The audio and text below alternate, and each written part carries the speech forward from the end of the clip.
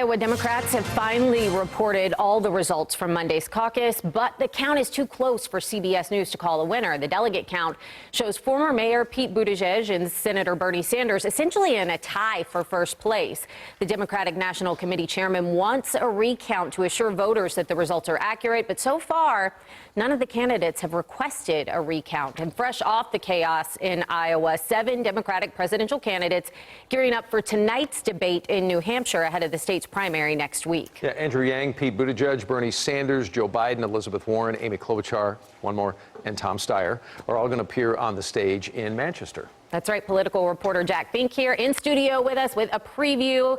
It's going to be an interesting night, Jack. It sure is. And Brooke and Doug, tonight's debate is important because it will give the candidates one last chance before Tuesday's primary to reset the race. One political analyst from SMU says he expects former Vice President Joe Biden to be more aggressive after he finished a distant 4th in Iowa.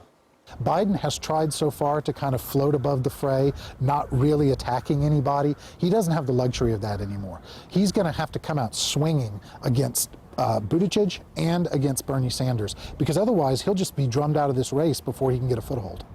Sanders has kept his lead, and Buttigieg has surged this week after both essentially tied in Iowa. While many of the candidates have been targeted by the others at some point during the past few months, Sanders has not been. Professor Wilson says he will be looking to see if any of the candidates now attack Sanders and question whether he can beat President Trump in November. Keep their powder dry and treat Bernie Sanders with kid gloves, waiting to be the last standing non-Sanders alternative. They may wait too long and Bernie Sanders will be the nominee. And Wilson says voters don't respond to subtlety. They respond to strong, straight-on contrasts and negative attacks. Okay, so with Iowa basically in the rearview mirror and the debacle that it was, admittedly by them as well, yes. Right?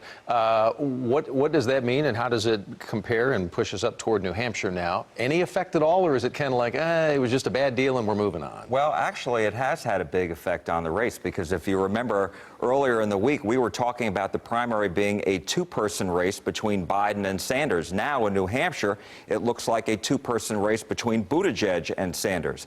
In the Real Clear Politics average of polls in New Hampshire, Sanders remains in first, but Buttigieg has surged in 3 days, nearly 9 points to second place, while Warren and Biden are tied for third after Biden has slipped. And so now the question is, if Biden has another worse than expected showing in New Hampshire, can he survive all the negative headlines that are sure to come until he reaches Nevada and South Carolina, where he is leading in the polls at this point? They're putting a lot of eggs in the South Carolina basket and hoping he can get there. Well, the Biden campaign has called it his firewall. Yeah, we'll exactly. see. We shall. Jack, thank you very much. Yep.